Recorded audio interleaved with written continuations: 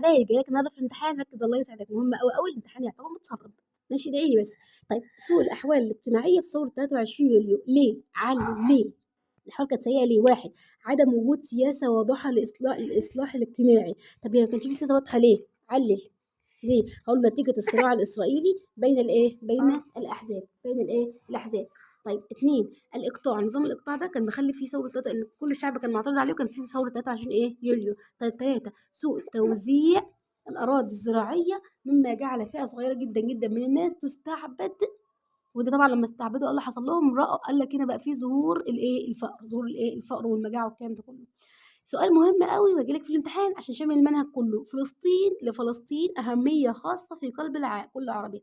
لفلسطين أهمية خاصة في قلب كل عربي. علل ليه؟ ركز الله يكرمك في الأسئلة دي كلها، مهمة جدا جدا. وخدنا الهزيمة في حرب فلسطين، علل. وخدنا وافق الملك فاروق